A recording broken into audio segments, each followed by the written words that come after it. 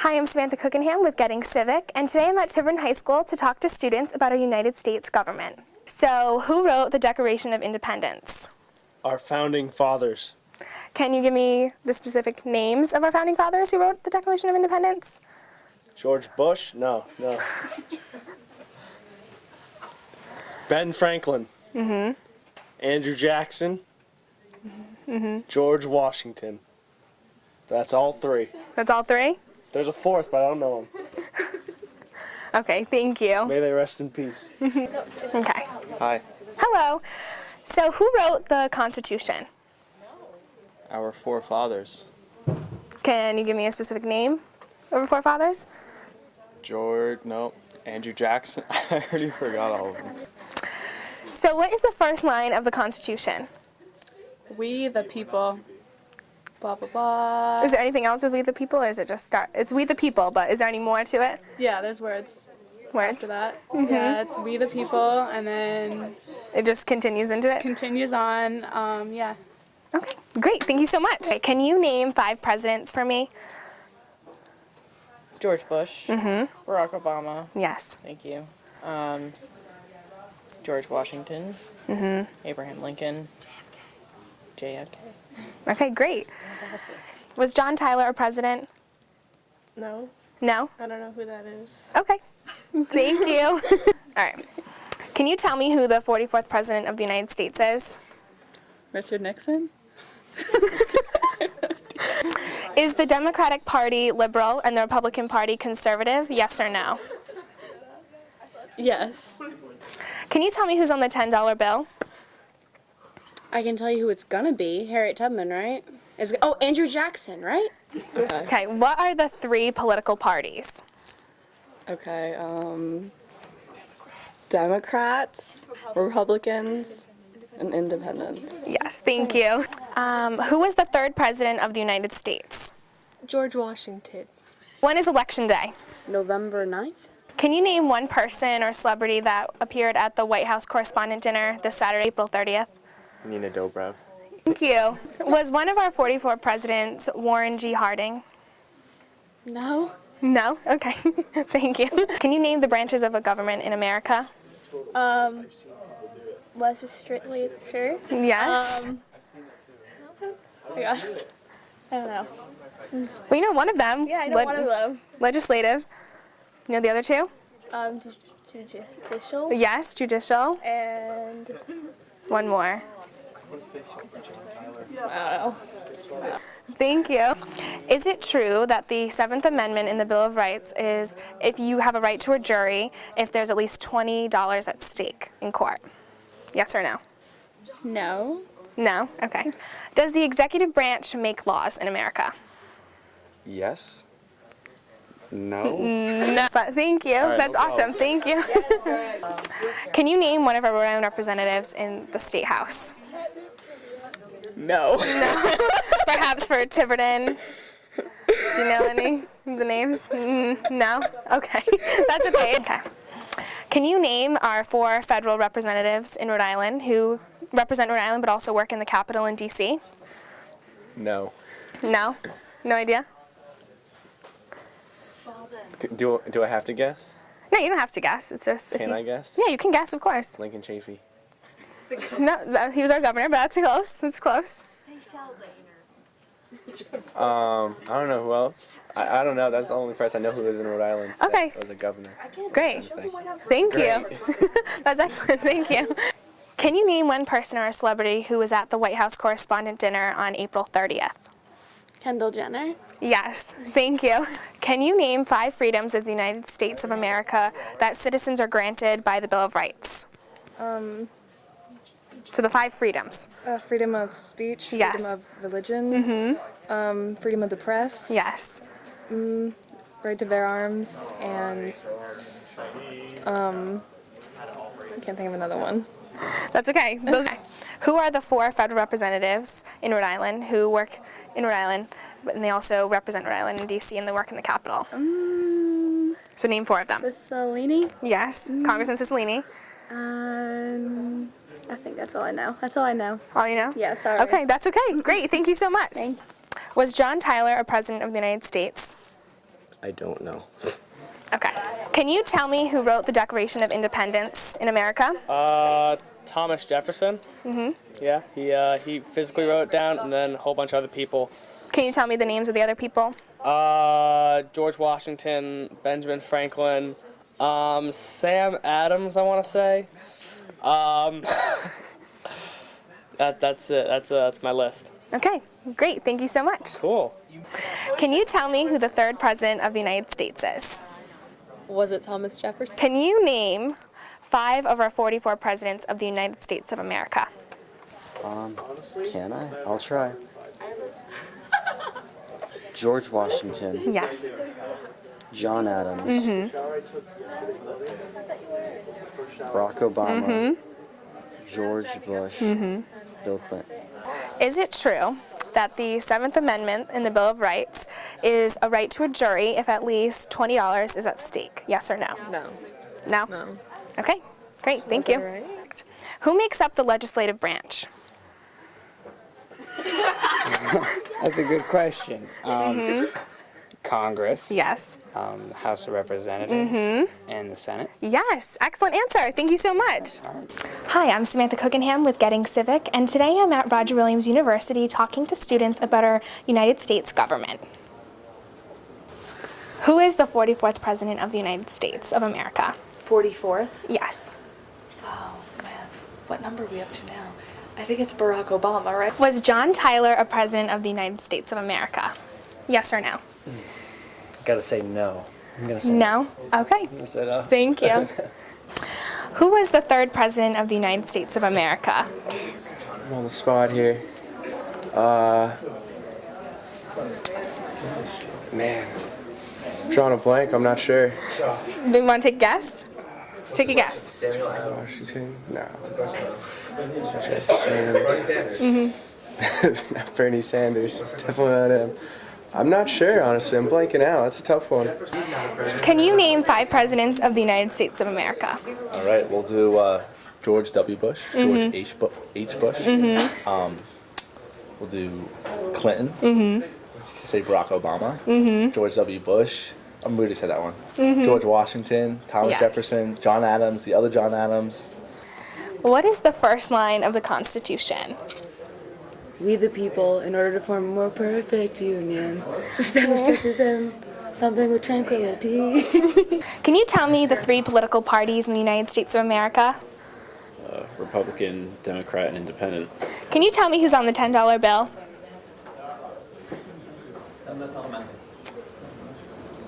James Madison. Can you tell me who wrote the Constitution? Thomas Jefferson? Right? Is that your answer? That's my answer. Can you name the branches of government in America? You have the legislative branch, the executive branch, and the judicial, which is the Supreme Court. Legislative is the Congress, or the House of Representatives, and the executive is the President of the United States. Can you tell me who makes up the legislative branch in the United States of America? Judicial? Is it judicial, maybe? I don't know. That's my answer. You don't know? That's my main answer. So who's part of the legislative? Yeah, who is it? I don't know. Can you tell me the answer? Can you tell me when election day is this year? Oh. No. No? No. Do you want to take a guess when it is? No? Okay. Just guess. January, February, March, April, May. I don't know. August 13th. Okay, that's your final answer? Yeah. Okay. Can you tell me who the 4 federal representatives are for Rhode Island? I know, is Paul Langevin one of them? Is he? I was going to say Paul Langevin, Judge Caprio,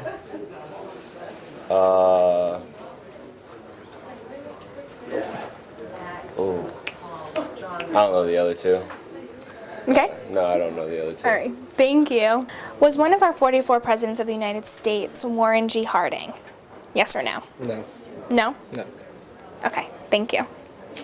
Can you name 5 presidents of the United States of America? Barack Obama, George Washington, George W. Bush, Teddy Roosevelt. Yes, you're correct. Thank you so much. Can you name one person or celebrity who attended the White House Correspondent Dinner on April 30th? I cannot, actually. I'm gonna go with Leonardo DiCaprio.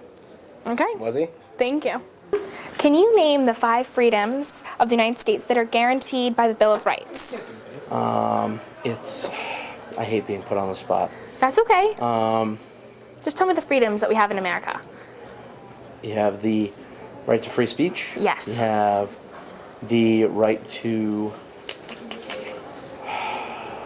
I'm spacing out. I hate spacing out. That's okay. Speech. I know all of this too. The Bill of Rights also gives you Article... Is it true that the 7th Amendment in the Bill of Rights guarantees you to a jury if at least $20 is at stake? Yes or no? Yes. Yes. Okay. Does the executive branch make the laws in America? Yes or no? No, that's up to the legislative branch. Who are our 4 federal representatives of Rhode Island? I know we have Senator Sheldon Whitehouse. Yes. And that's all I know. That's okay. Thank you so much. You're welcome. Thank you for tuning in to Getting Civic. I'm Samantha Cookinham, and over the course of my show, you will see me interview your federal representatives of Rhode Island and how they are working for you, Rhode Island teens. They are working to lower the cost of student loans, working on cybersecurity and climate change. Take a look. Have you ever had an after-school program or an after-school mentor that changed your life?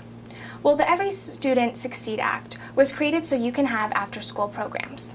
Did you know it was a law and supported by the congressmen of Rhode Island who are working for their citizens? Their work especially pertains to you 18-year-olds. You are the age of majority. You young adults should pay attention to the congressman's work and dedication as it impacts every aspect of your lives, and you will be voting for the first time in November.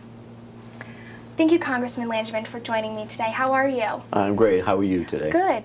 So let's start with, how did you make the transition from being a local Rhode Island representative to the Secretary of State of Rhode Island to now a local Rhode Island congressman?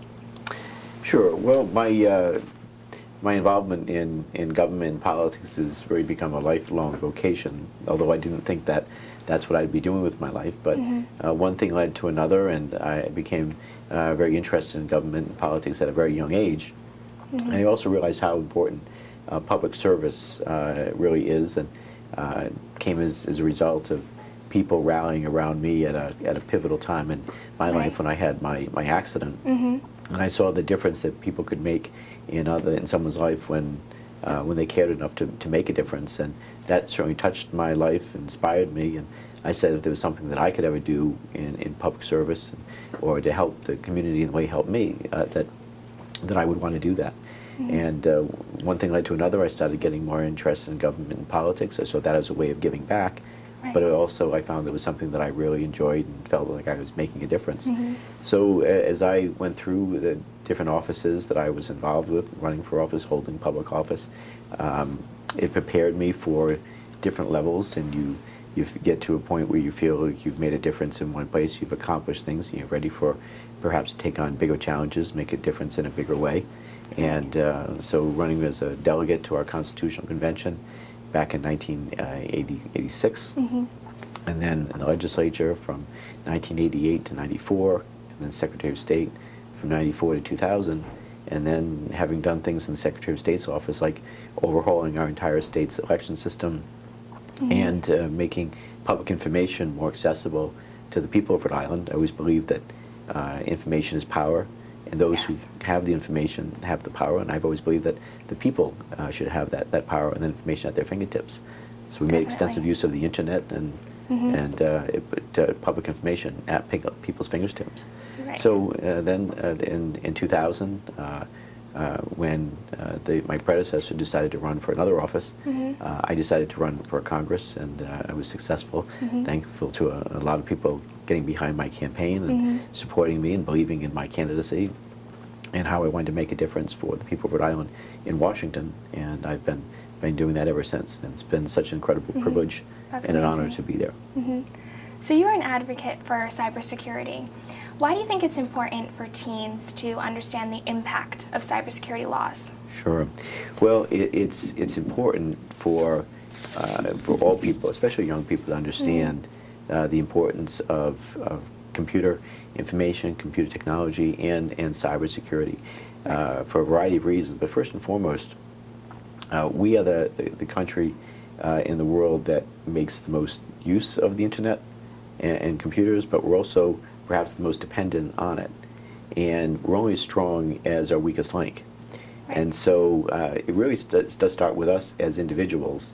And you think about good computer cyber hygiene and making sure that you're doing things like applying your computer patches when there are vulnerabilities in software that are located, detected, changing your password pretty frequently, and also understanding that anything you put online, it stays there forever. Right. That you create a digital footprint, and it's going to follow you throughout the rest of your life, both for good or for bad. Now, you know, when I was growing up, and people my age group or older, we didn't have to deal with these types of things growing up, and yet young people do. And you know, as we're getting older, as you're growing up, you realize, you know, there are consequences with actions more and more, and it sometimes takes young people a little longer to kind of make that connection. I found in my experience anyway, and it's how I was, and you know, wasn't thinking about the future all the time, and you're thinking about maybe just the immediate the present today, and it's just important to think about, you know, what you put out there is going to stick with you for the rest of your life, and you know, can affect you personally or professionally later on. And so, and also it's important to remember that what you put out there in terms of your personal information can make you vulnerable too. So you have to be careful about guarding and protecting that. So it's important for all of us, but I think especially for young people to be protected in cyberspace and to do those things that are going to keep you safe. And I think that's so important today with social media being so popular with teens, and knowing to change your passwords and protect yourself. Absolutely. Is definitely a key. Definitely changing passwords is a real important part of it. Definitely. So as a supporter of the Every Student Succeed Act, what's your advice? What advice would you give students? If you could give advice to students, what would it be? Well, first of all, I would say that make the most of your educational opportunities at every level, and really immerse yourself in your studies. And I would also say, and it's a particular thing that I like about the Every Student Succeeds Act is the opportunity for apprenticeships or internships wherever you can. And I actually had an amendment in that law that encouraged school districts to put together programs that would give credit for apprenticeship activities. So when schools designing programs, if there are ways that they can include and provide credits for apprenticeships, that's something that gives them kind of extra credit and a leg up, hopefully in federal funding opportunities. But it's so important, I believe, that young people have the opportunity to explore the world of work, and so that's something that I wanted to encourage. Nothing like on-the-job training. And I will say this, that by the way, do as many internships as you can, and remember that every day you're on a job interview when you're there. It's probably an unspoken, unsaid thing, but as you're on the internship, you know, an employer is evaluating you as a potential future employee.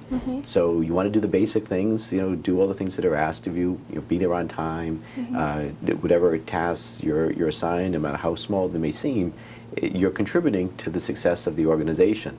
And do the small things well, and that will lead hopefully to bigger things.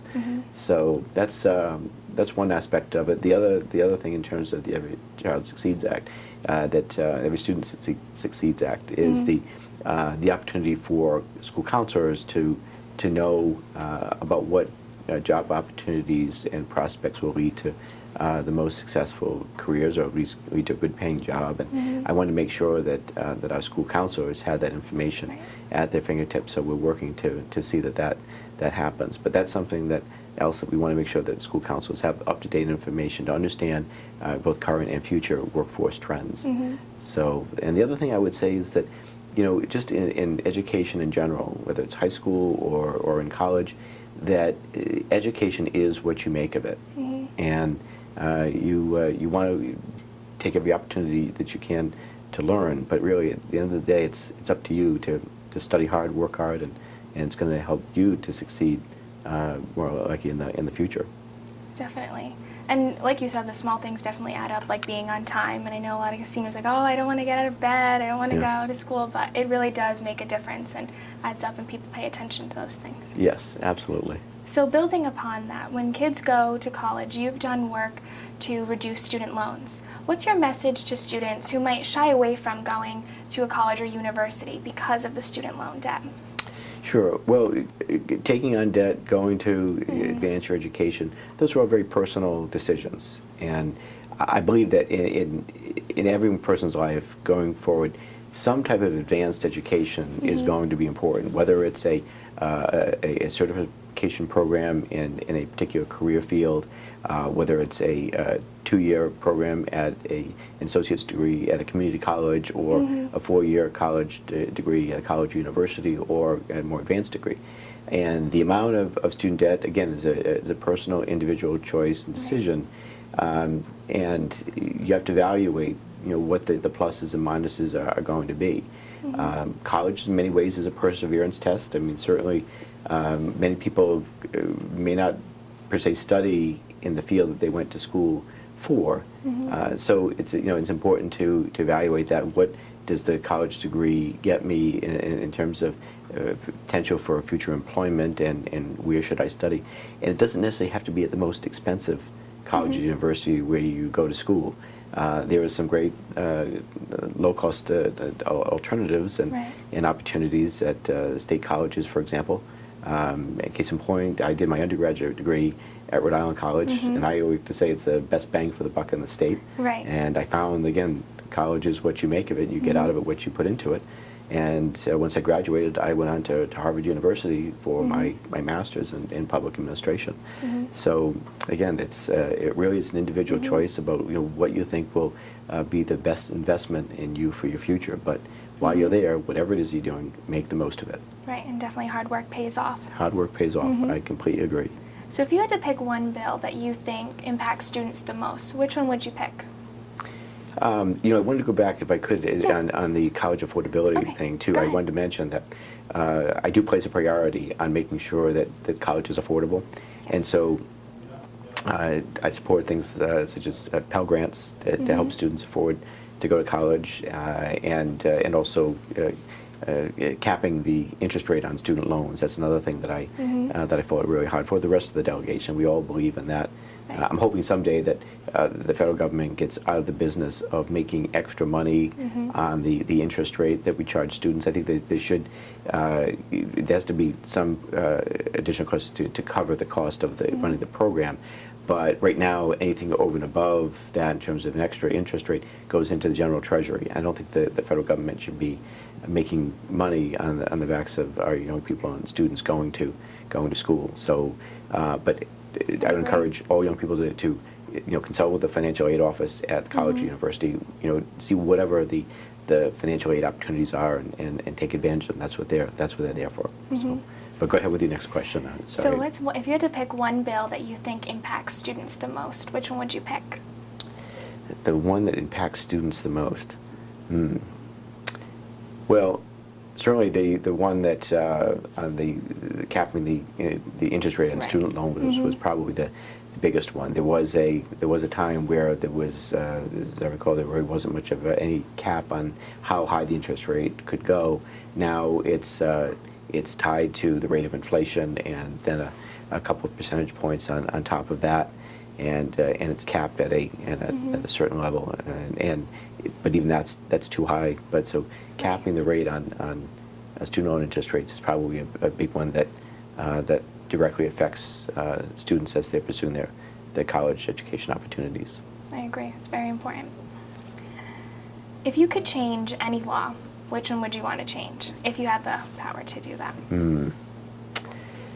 Well, there's so many that I'd love to tackle, and that is one of the frustrations of my job, that things move sometimes too slowly in Congress, and there's not enough bipartisanship on everything that I've worked on. I try to find a bipartisan partner, whether it's on cybersecurity legislation and trying to make the country safer in cyberspace is something that I care passionately about and have worked on.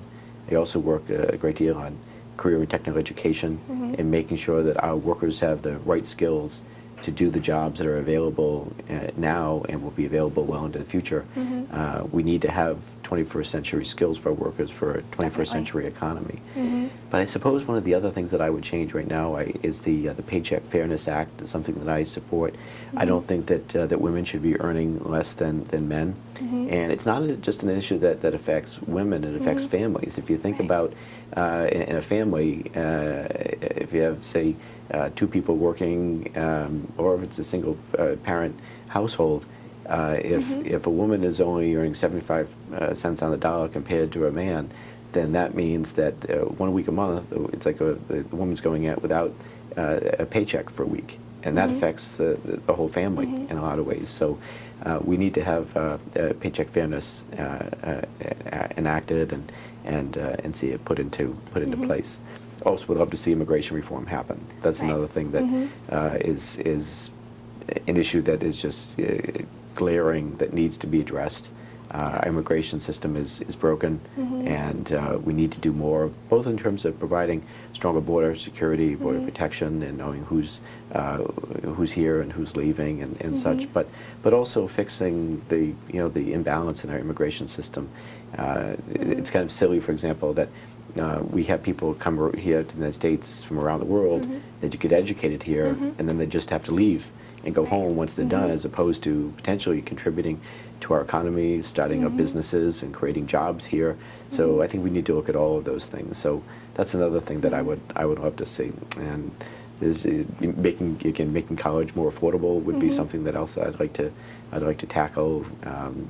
Making prescription drug prices affordable. This is another thing that I know affects young people, affects families, it affects us all. So. That's one of the fascinating or challenging things about the job is that there's never a shortage of issues that you can work on that you want to tackle. And those issues will definitely make America stronger if we could change them. You bet. So 2016 is definitely bringing change to Washington. Who do you think the nominee should be for each party, having worked with the majority of the candidates? Well, I'm going to leave that to the Republicans to figure out on their side. They've got some pretty limited choices, I think, on their side. But on the Democratic side, we have two very strong candidates who are running, and I'm definitely strongly behind Hillary Clinton, and I co-chaired her campaign for president in Rhode Island 8 years ago, and so I've always been a strong Hillary supporter. But I also say I know Bernie Sanders, and I've worked with him. He was a colleague in the House for a number of years before he ran for the Senate, and he's a believer in what he's advocating for in terms of economic equality and opportunities for people. And I will say that irrespective of who people are voting for, again, I'm firmly behind Hillary, but both of our candidates, or all of our candidates, when Martin O'Malley, for example, was running as well, all of our candidates on the Democratic side really conducted themselves with dignity and respect, and were a credit to running for the presidency. And I think that the Republicans could learn something from the Democrats in that respect. Based off the poll numbers, who do you think will be the Republican nominee?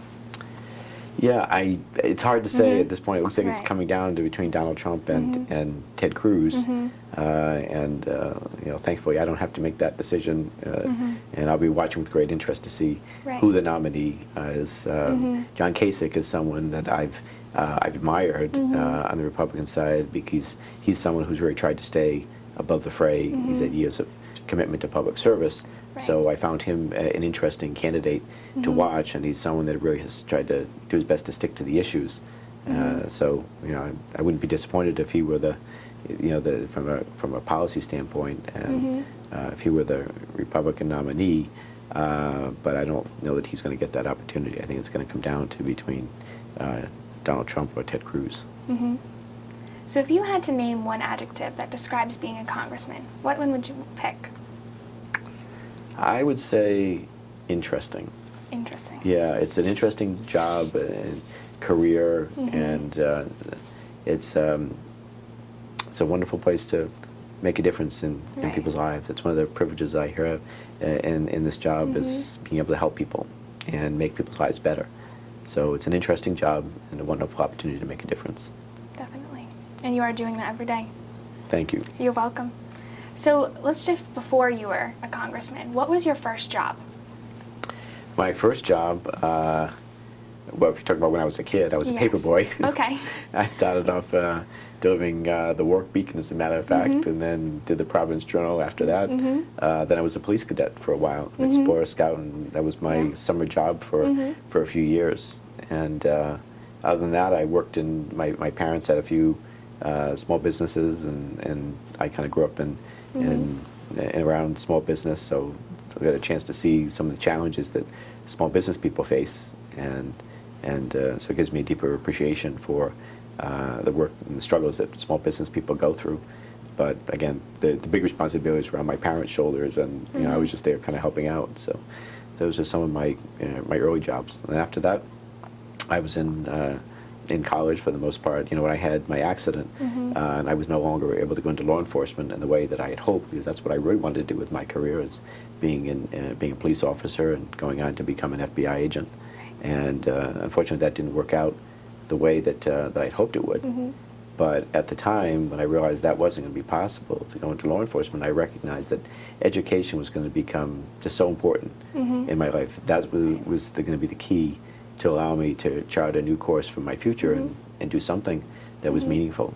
And so, buckling down, working hard, that's what I focused on, and the hard work hopefully has paid off. It's certainly, my education has served me well, and I encourage all young people to work hard, study hard, no matter what it is that you decide to do. You know, whether it's a job and career in technical education, you're studying in those fields, or whether you're going to a college, university. But education and advanced training is important. Definitely, and your hard work has paid off, and you are now where you're meant to be, in a good position. Thanks. Thank you. So what's it like being in the public eye and knowing you make a difference in other people's lives? Well, it's a lot of responsibility, but it's also an incredible privilege. Definitely. And that's one of the things that I enjoy the most, is knowing that I've helped people along the way. And in Washington, for example, that's where we make policy, and that's where legislation is introduced, and that's where we that's where we pass laws, and that affects people on a very broad scale. But here in the district office is where we do constituent services. So I have caseworkers. When people have problems they can't solve, they're dealing with government, whether it's on things like Social Security or Medicare or a veterans issue, whether it's the VA hospital or an immigration issue, and the list goes on and on. People will call here a lot of times out of frustration because they've tried everything else and they have nowhere else to turn, and they're asking for help. And so cutting through government red tape, getting a person on the phone and helping people to solve their problem is very meaningful. Definitely. So it's one of the real high privileges I have, and I can't tell you how good it feels being out and about and you know, in the community, and someone will come up to me and talk about how I was able to help them solve their problem by calling my office, and have some great dedicated caseworkers here on the staff that really bend over backwards to try to solve those problems. And sometimes, to be honest with you, even people calling our office, they may not be calling out about an issue with cutting through government red tape. Might not be something with respect really in a government problem, but something else they're having an issue with, where they have nowhere else to turn. And we've been able to help them with those problems as well, whether it's dealing with potentially getting the utilities shut off, or help with the mortgage, or people falling behind paying their rent, or something to that effect, that we can always point them in the right direction to put them in contact with the right people, that in community service organizations that might be able to help them with another kind of problem that they're having. And being able to reach out to those constituents definitely gives them a peace of mind and feel that they're in the right direction. Absolutely. So if you had to name one quality that you think is the most important for a person to have, what would you choose? You know, I would say empathy, or being a good listener. I think that's incredibly important. Definitely. You know, being able to put yourself in another person's shoes and kind of see the world from their perspective, it helps to bring things into balance. And I think we, you know, probably can all take a lesson from that. And I think the world would probably be a lot better if we took a minute to, just kind of Mm-hmm. listen more and hear what the issues are really all about, or the problems that people are having, and try to empathize a bit. And sometimes there's a way to find compromise when you realize that, there's two sides to every story, and you got to try to find the middle ground somewhere. I think that's important for teens as well in high school, and continuing forward to have empathy and being a listener. Sure. So as many people may know, when you were 16, you had an accident where a gun was accidentally discharged when you were working with the Warwick Police Department.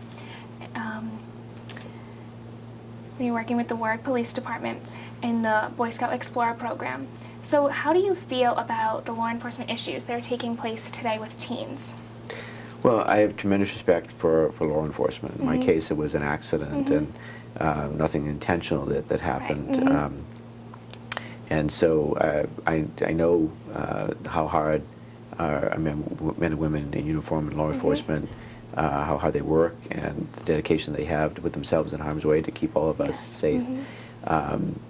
I know there's certainly the stresses between some places in the community and law enforcement right now. I will say I'm really grateful and very proud of law enforcement here in Rhode Island. I think they're an example for the rest of the country to follow, because our members of our law enforcement community have really maximized the opportunity to reach out to the community and partner with the community in a lot of ways. And whether it's our Colonel of State Police, Stephen O'Donnell, or some of our police chiefs and rank and file members of the community have really tried to forge those relationships now, and have the community and law enforcement really get to know each other and partner with each other. And that helps a lot in stressful times.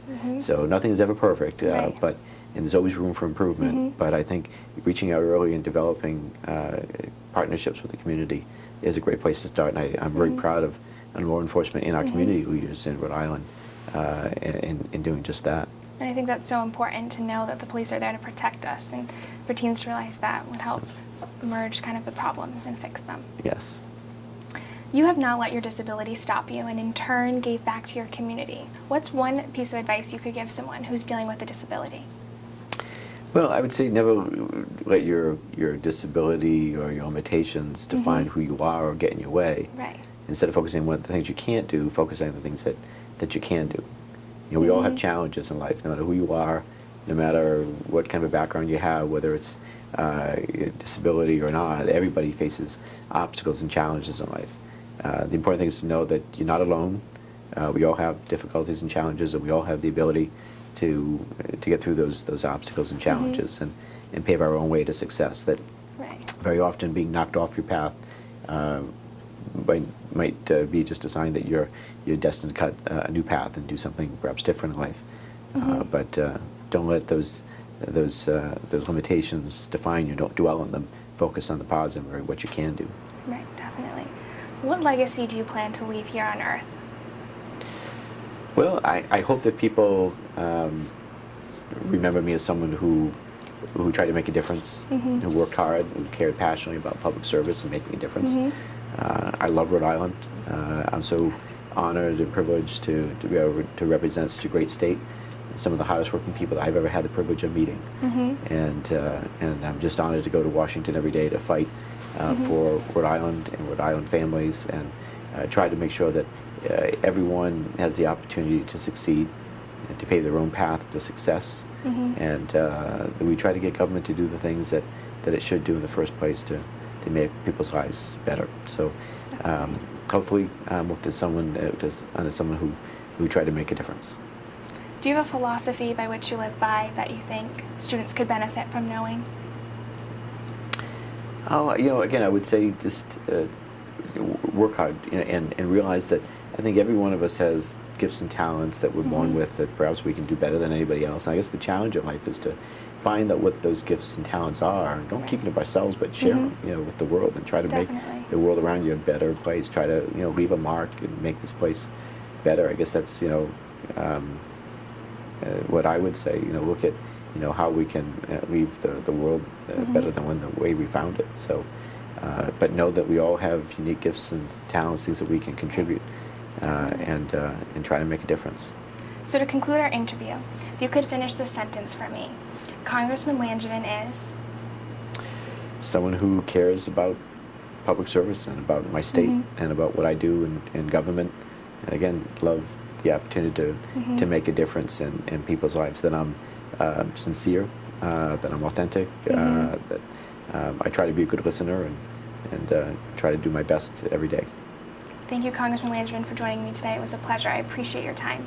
Thank you. Thank you. Great to be with you. So remember, Congressman Langevin is working for you. You are the age of majority. He is making a difference through cybersecurity, education, and many other prominent bills. Follow the Congressman to learn more what he is working for each day. Thank you for watching. I will see you next time. I'm Samantha Cookinham with Getting Civic. Did you know the legislative branch makes the laws in America? Do you know who your federal representatives are? Senator Sheldon Whitehouse is part of the legislative branch and represents Rhode Island in the United States Senate. It is important for students to understand their government, which lays the foundation for America.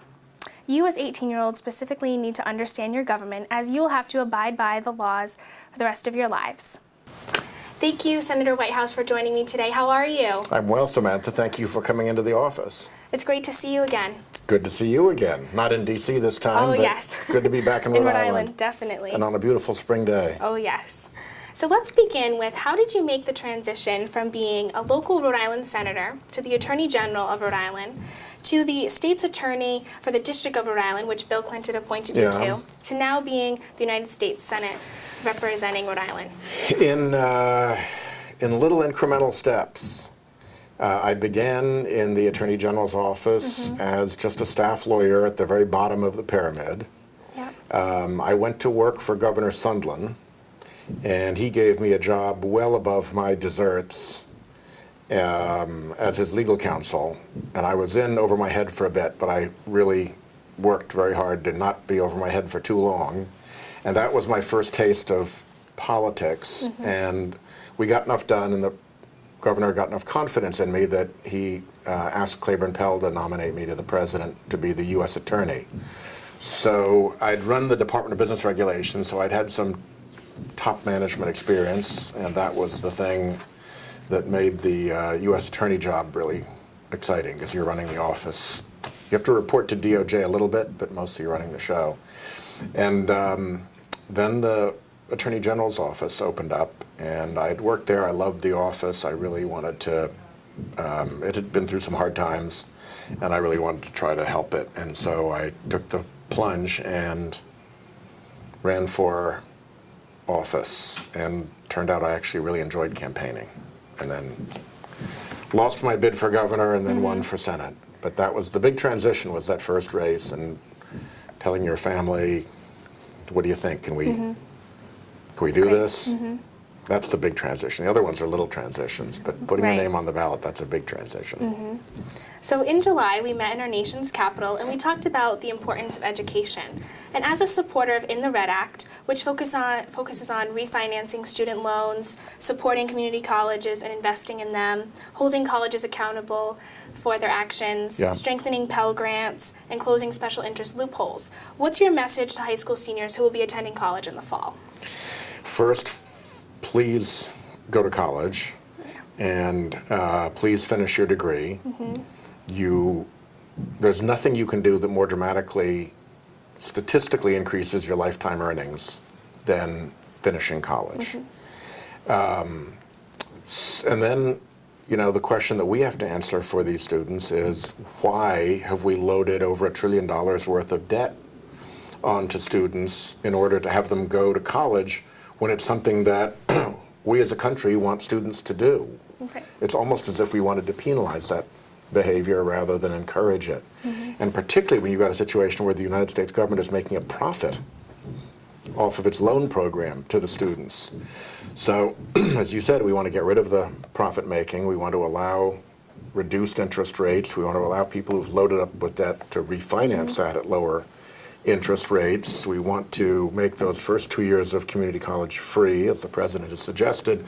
And we want to put more pressure on colleges who've not been so successful in getting their students placed to own a share of the accountability when a student does not, in fact, get placed. And that will help get rid of the diploma mills that suckered in a lot of students and gave them a piece of paper that actually had no value in the real world. And you don't get your childhood back. You don't get your youth back. You don't get your college years back. When you lose them to a diploma mill type factory, you've really been damaged. Right, and would you say this is the key to lowering student loans and student debt? Yes. Okay. Well, the home run pitch would be if I can get a carbon fee imposed to help with climate change and balance the economy for the fossil fuel industries, which are now hugely subsidized. And then what do you do with the revenues that you get from that carbon fee? Well, everybody agrees that it should all go right back out to people, and one great way to get them back out to people would be to lower student loans or copay student loan repayments along with the student. Frankly, with the kind of money you could raise, you could actually zero out the student loan debt of the country, and that would be a pretty exciting thing for a lot of young people. Yes. So what is a common trend that you see amongst students? And I know you recently spoke at Roger Williams University. What do you hear from the students when you speak with them? I hear young people who are enthusiastic, who are optimistic, who are skeptical of established authority, but confident in their judgment, confident in their peers, and eager to engage with the world in ways that many previous generations didn't. I mean, these are kids who think nothing of going off to work in Africa for 3 months and then coming home again. So it's, I think, a really positive generation, but I think it's an important message to leaders in politics and business and the military, and that this is a generation that is not going to accept instantly and at face value that your position and your authority entitle you to a lot of deference. This is a generation that wants to find its own answers, and they may well listen to you, but you're not going to get deference just because of your position. Right. So also, when we were in D.C., we talked with then presidential candidate Lindsey Graham. And as you know, 2016 is bringing change to Washington. Who do you think the nominee will be for each party after having worked with the majority of the candidates? At this point, I think it'll be Hillary Clinton as the Democrat and Donald Trump as the Republican.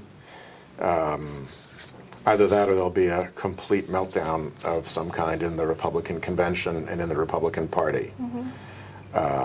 But if things don't explode, then I think those will be the two candidates. And between the two of them, I think Hillary will win a pretty strong victory. Just today, I was at an event and a fellow came up who I didn't know and said, "Senator, I'm a Republican. I just want to let you know, what's up with Trump?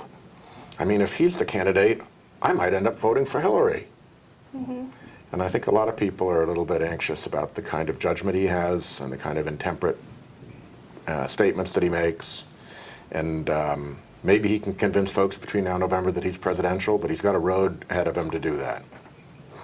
What do you think of the Rhode Island primary and first-time voters exercising their right? I think it's great. I think it sent, I think, an important message that as in all the states in which Bernie voters won primaries, that his is a message that can't be overlooked.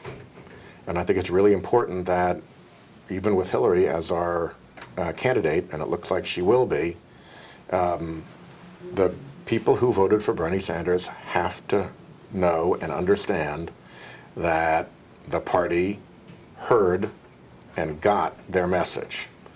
And so I think, we will do that. And I think by participating in the process and forcing that message, Bernie has done both the party and the country a service. How do you think the dynamics will change if a Republican is president of the United States?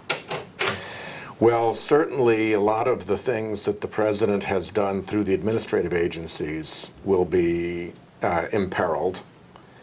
And in the area of border enforcement and military force, where the president has uniquely powerful executive authority vis-a-vis Congress, you could see a lot of actions that are just decided by the president on a whim.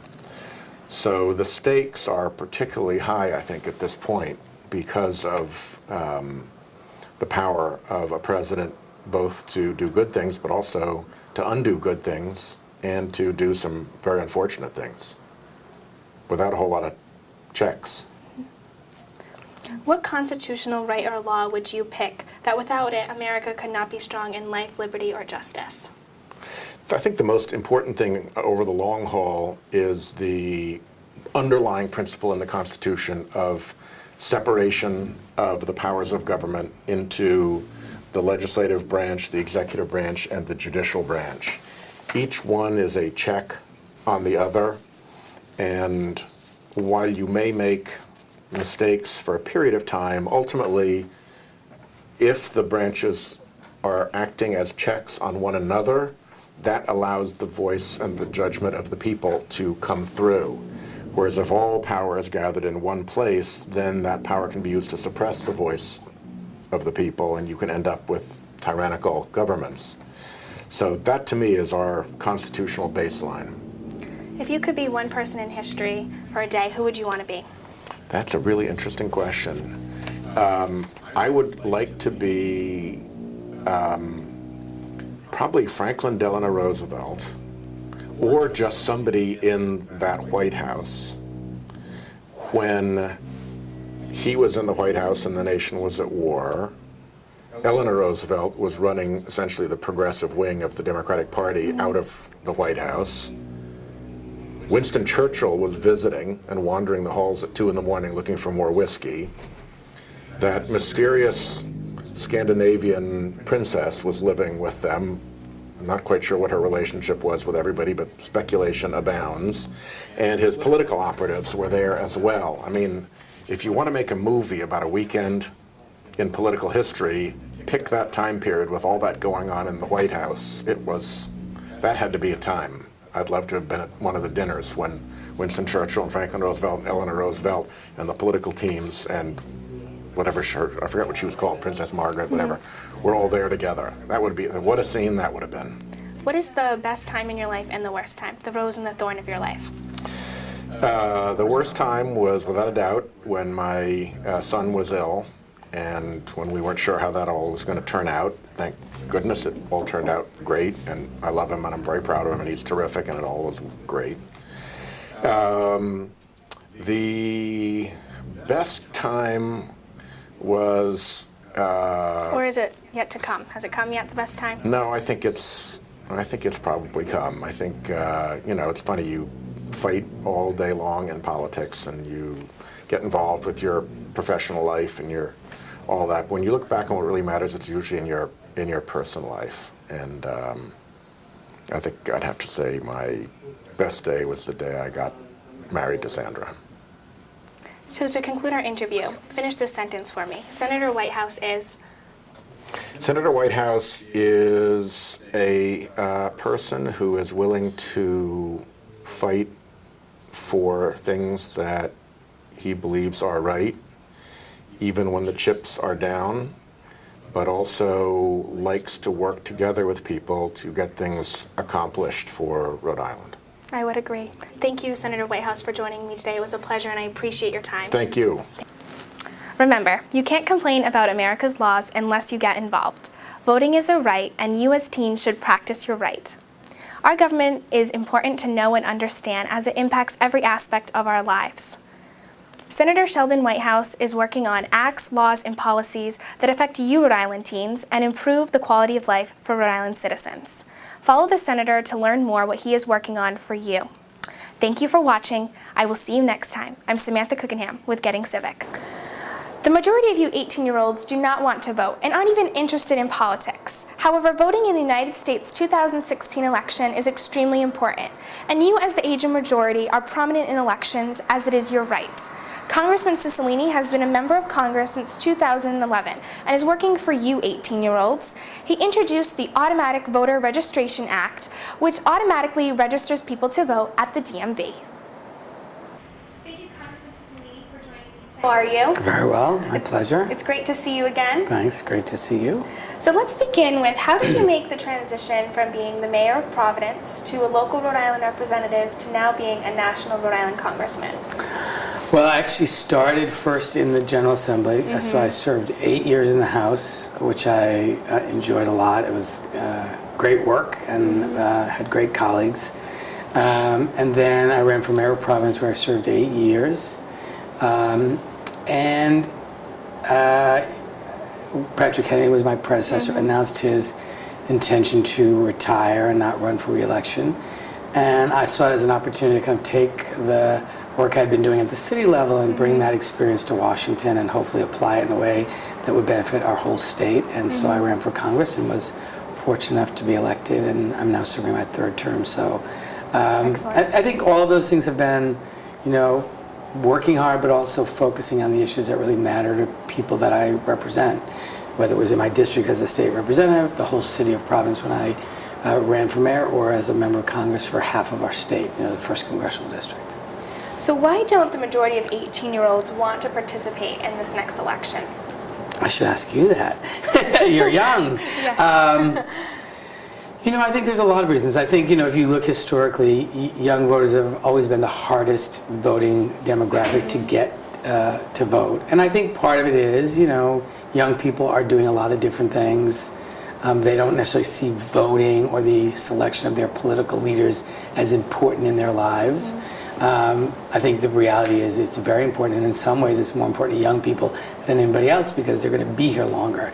And so just as a product of that, but also a lot of issues that are important to young people, what kind of job market they'll be going into, how will they afford the cost of higher education. I mean, there are a lot of important issues. So I think part of it is just getting the attention of young people and demonstrating to them that who gets elected matters in their lives and matters to the issues they care about.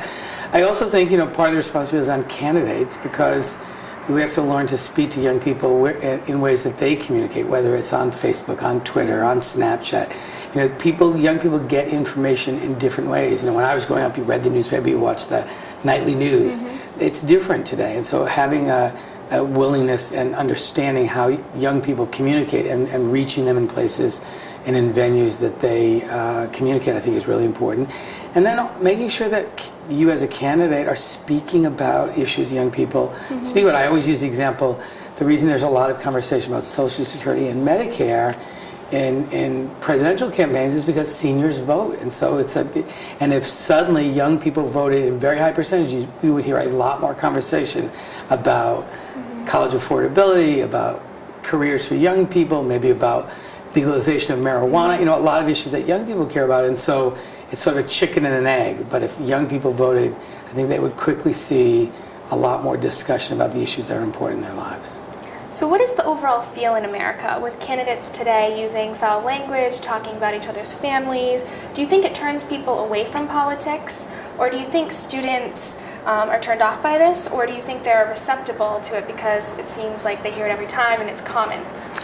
Well, I actually think it's sort of the symptom. It's sort of too late. I think the analysis is really long before that foul language, and that is that people, I think young people and people in general, have lost faith in government, have lost faith that government is capable of doing anything to improve their lives or even understands what's happening in their lives. And I think people are frustrated and tired. You know, people are working harder, not making more money, finding it harder and harder to get by, and yet they see all these examples of, you know, people at the very top making huge amounts of money, not paying their fair share in taxes, pharmaceutical companies making huge profits, and prescription drug prices are too expensive for seniors, young people who can't afford the cost of going to college, and it just keeps going up and up. So I think people are rightfully frustrated, and they've sort of lost confidence that anything can be done.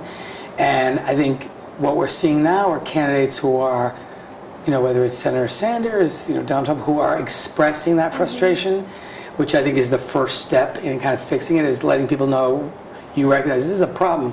And then I hope candidates will look to, well, who actually can solve the problems? Who has good ideas about how we can fix the things that are wrong with America? It's one thing to kind of surface the issue and make people understand that you understand what's happening in their lives, but then they want you to fix it. They don't just want you to listen. They want you to listen and then respond to it. And I think we will see in the next phase of the presidential campaign the real discussion about who's actually in the best position, who has the best skills, who's most equipped to actually solve the problems that matter to people in this country.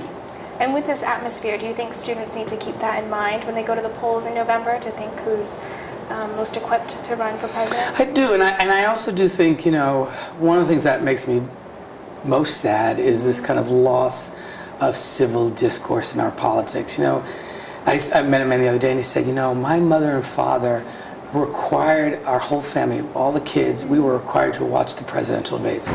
We watched the Kennedy-Nixon debates, we watched all of them. It was required. And he said, today, I wouldn't even allow my children to watch these presidential debates. They're inappropriate.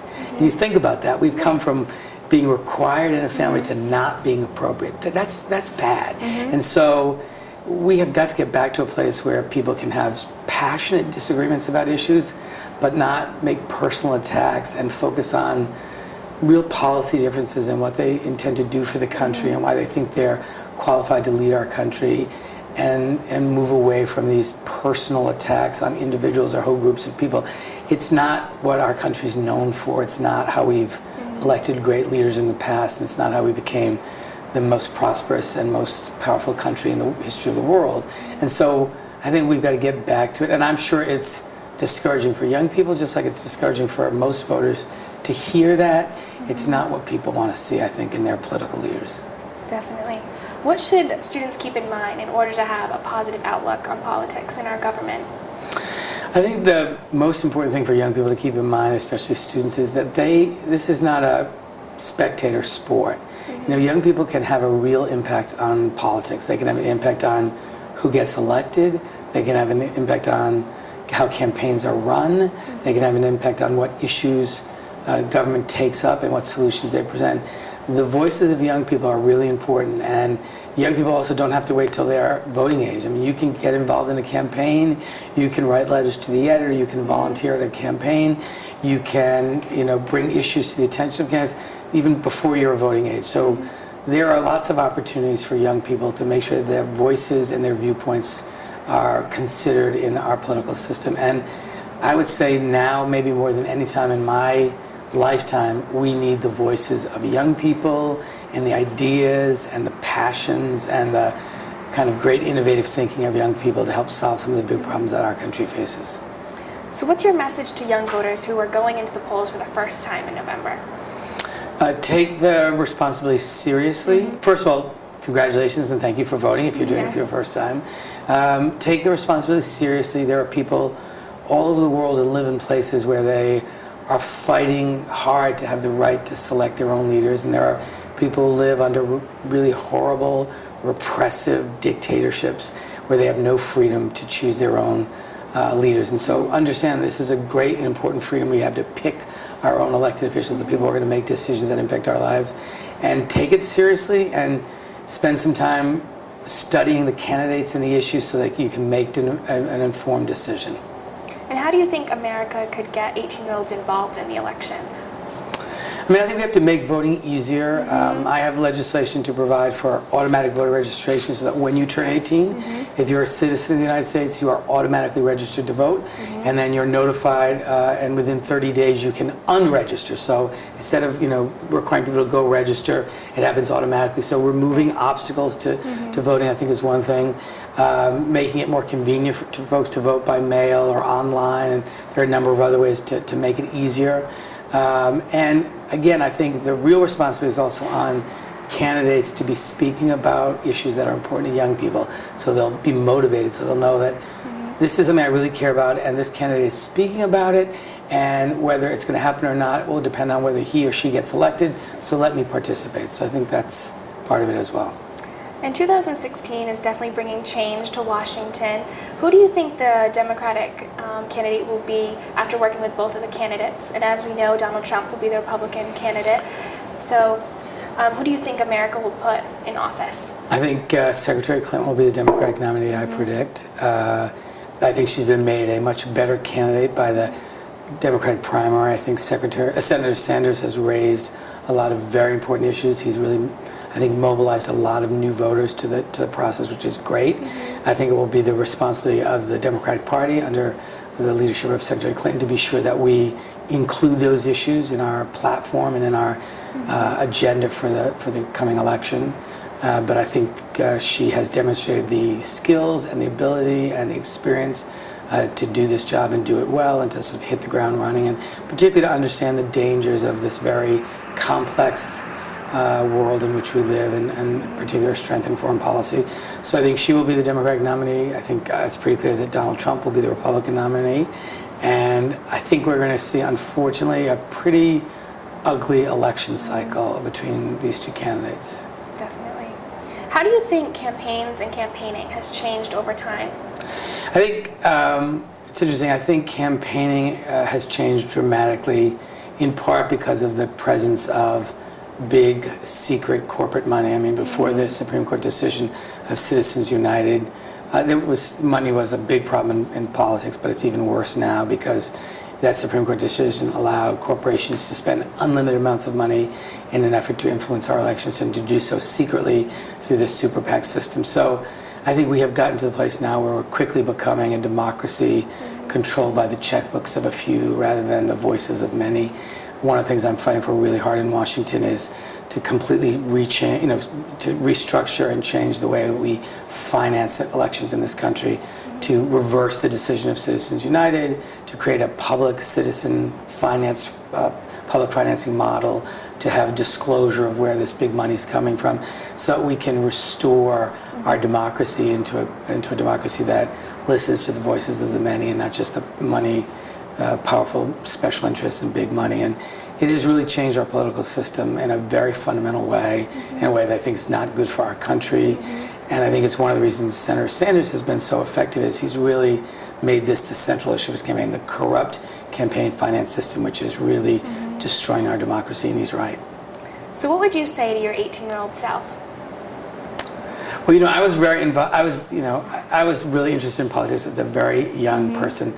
I used to go to school board and town council meetings when I was not even 16 yet. My parents had to drive me, so I was always interested. I would just say, a lot of people say to me, I'm not interested in politics, or I'm not involved in politics. And I would say, actually, you are involved in politics. Like, whether you like it or not, you live in a community that is deeply affected by what happens in our political system, for good or for bad. And so you shouldn't be a spectator to this. You have the ability and the responsibility and the power to shape it and to influence it in a way that you think makes sense for you and for your community and for your family and for your future. So I think a lot of times young people think, oh, what can I do anyway? Like, what is one vote? What is if everyone said that, no one would have a voice. So it's aggregating all of that. But saying to young people, you have power. You have power to actually change the conversation, to change the outcome, and use that power in a way that's beneficial to the kind of world that you want to live in. Did you ever think that your childhood would lead you to the career you have today? I mean, I always knew I was interested in serving in an elective office from the time that I was very young. I didn't necessarily think about Congress, but I knew, I liked politics. I knew it was something I understood and enjoyed doing, and I felt like I was good at it. And it felt like, for me, it was the one place where you could work hard to try to make life better for other people. And that's been my experience, and so I hope to be able to do it for a long time. Have you ever second-guessed a decision you made? All the time. Yeah, I mean, I think you always, what I find is, the more complicated decisions get, you can understand the arguments for something and against something, and very often it's, 49-51. And so I think you very often will say, I made the decision, I think, I could have decided the other way. And so I think that's a healthy way of just always trying to understand both sides of an issue. What's your favorite book? I read mostly biographies and kind of nonfiction. I just finished reading the John Adams book, which reminds you of how extraordinary our founding fathers were. And I'm just begun a new book called Who Stole the American Dream, about the sort of breakdown of our democracy. So I like kind of more serious books. What was it like having John F. Kennedy Jr. as your classmate at Brown University and establishing a college of Democrats? Well, actually, when I got to Brown, there was a college of Republicans but no college Democrats. And so I, along with actually Bob Walsh, John Kennedy, and Bill Mondale, who was a year behind us, started the College Democrats. And it was great because there was no College Democrats, which was kind of odd. Right. And we got involved in some local elections and did some fun stuff, so it was great. That is great. And also you were succeeded by John F. Kennedy Jr.'s cousin, Patrick Kennedy, in the Rhode Island House of Representatives. What was your relationship like with the Kennedys? Well, Patrick was in Congress before I did and is a great friend to me and helped me a lot in my election and has been someone I've called upon a lot. And just a great friend. I now serve with Joe Kennedy, who's another outstanding member of Congress in Massachusetts, and who are working together on a number of issues, also a terrific member. And so I feel very privileged to have had the opportunity to work with members of a very important family in this country. And when you think of the service of John Kennedy, of President Kennedy, of Bobby Kennedy, these are, I think, extraordinary individuals who did great work for the American people and are icons, really, and particularly the issues that I care about, and workers' rights, civil rights, economic justice. So it's been a great privilege to have a working relationship with such great people. And being a supporter of the LGBT community and a member yourself, being the first openly gay mayor and then the fourth member of Congress to be openly gay, has this ever changed any relations you've had in the political arena? I don't think so. You know, I've been very lucky. I know there are people in my community who have faced horrible discrimination and real hardship, and I'm mindful of that, and that's why I work a lot on anti-discrimination and civil rights issues, particularly around LGBT individuals. But I think, you know, I've been lucky. I've always had the support and love of my family, and I think, you know, in every office I've run for, people have always made determinations about what I stand for, what I'm fighting for, the work that I've gotten done, and have not been really interested in my sexual orientation. So I'm really fortunate that way. I think that's not been the case for lots of people in my community. So, but I've been lucky. And in 2015, you introduced the Equality Act to extend anti-discrimination protections for the LGBT community. What is your advice to students who might still be struggling with discrimination in schools or acceptance? Look, I think it's a real issue, and it's a particularly hard issue in some parts of our country where there are still laws and political and religious and community leaders who are not welcoming and not who are trying to erect barriers and make it difficult for people to be honest about who they are. But what I say to people is, you know, it will get better for you, and I think there's no question that we are moving toward a place in this country where everyone will be protected from discrimination of any kind, and that people will not be free to discriminate against you because of who you are. In the same way we have achieved much of that in other areas. And I have no doubt we will eventually pass the Equality Act and discrimination will be illegal. The only question is how fast we get to that point. And so my message to people is, you know, the arc of history, you know, bends towards justice, as Dr. King said. We'll get to the right place. I'm working, doing my part to get us there as fast as we can. But it will happen, and I think your generation, you look at the polling data, you know, you're so far ahead on this issue. People just, young people are so accepting, and it's irrelevant to them, the sexual orientation of other people. And so I think we will see over time, my prediction is in 10 years or so, people are going to look back and say, you used to have laws that said you could fire somebody because they were gay or lesbian, or kick them out of their apartment, or deny them service in your restaurant. Like, really? So I think, you know, change is coming, it's happening, and they should take comfort in the fact that we're all working hard to make this a country in which everyone can live and honestly and be treated fairly. So to conclude our interview, can you finish the sentence for me? Congressman Cicilline is?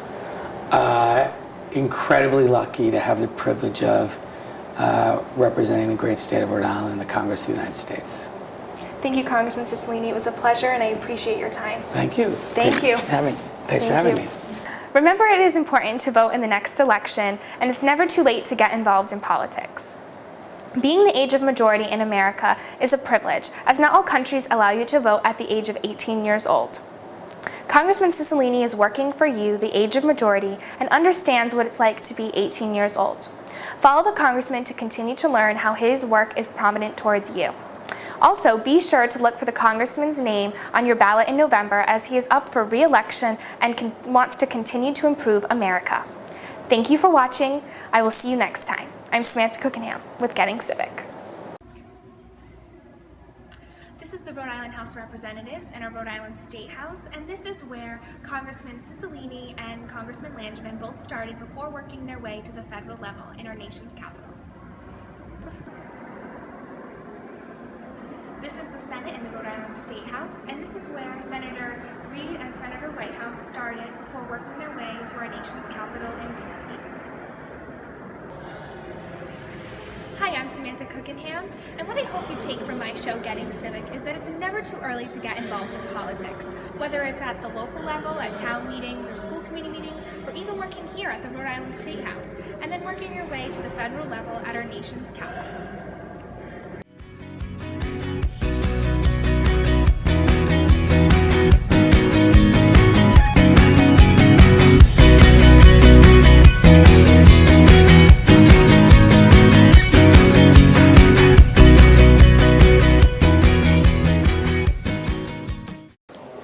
Thank you for watching Getting Civic, and if you were wondering the answers to the questions that I asked Tiverton High School students and Roger Williams students, here they are.